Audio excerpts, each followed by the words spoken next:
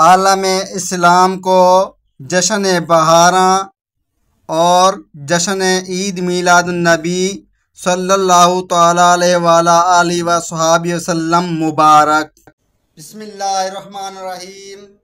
अस्सलाम वालेकुम वरहमतुल्लाहि वबरकातुहू। मैं हूँ हकीम मुनीर मुश्ताक और आप देख रहे हैं रमूज़ हिकमत यूट्यूब चैनल। आज मैं आपको तरिया के खमसा के बारे में बताऊंगा। तरिया के खमसा 5 अशिया का मुजम्मा है, यानी 5 चीज़ों का मुरक्किब है और यही मुरक्किब तरिया के खमसा 5 इमराज पर बहुत मुफीद है, 5 इमराजों पर बहुत फ़ायदा करता है। सबसे पहले हंजल को साए में खुश कर ले। हंजल मीन्स तुमा भी कहते हैं, जो कड़वा खरबूजे की तरह होता है, कड़वा होता है, जिसको तुमा भी कहते हैं और हिकमत की ज़बान में उसे हंजल कहते हैं। उसको साए में खुश कर लें और उसका बीज निकालें और उसका जो गोदा है वो इस्तेमाल करना है। यानी तुमा का गोदा, हेला जर्द, सूंठ यानी खुश्क अदरक, काली मिर्च, इन चारों चीज़ों को हम वज़न लीजिए, यानी 5 तोला हम वज़न, 5 तोला हर एक चीज़ का 5 तोला हासिल करके उसको बारीक पाउडर बनाना है।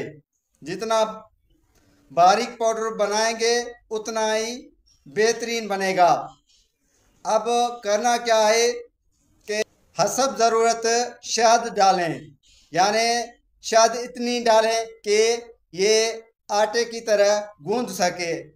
उसके बाद उसको अच्छी तरह से मिक्स करके आटे की तरह गूंद जाए तो उससे आप गोलियां बनाएं, या थोड़ी सी ज़्यादा शहद डालकर उस शहद का माजून भी बना सकते हैं और गोलियों बनाएं तो भी बेहतर है। जिस तरह आपको आसानी हो उस तरह आप ये माजून की तरह भी बना सकते हैं और गोलियां भी बना सकते हैं। जब गोलियां बनाएंगे तो शहद कम डाली जाएगी और माजून बनाएंगे तो शहद कुछ ज़्यादा डाली जाएगी।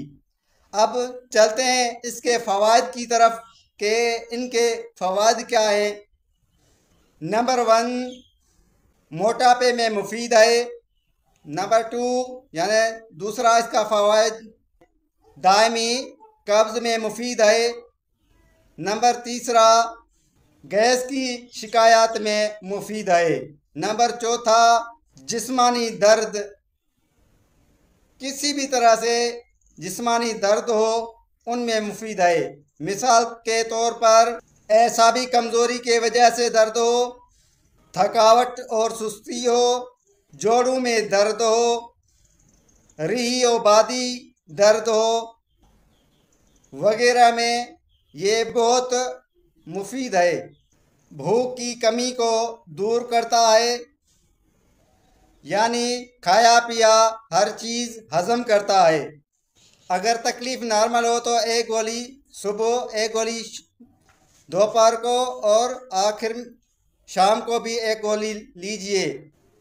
अगर शिकायत ज़्यादा हो तो 2-2 गोलियां दिन में 3 बार इस्तेमाल करें पानी के साथ। जब तक न्यू वीडियो आए उस तक अल्लाह हाफिज़। अस्सलाम वालेकुम वरहमतुल्लाहि वबरकातुहू।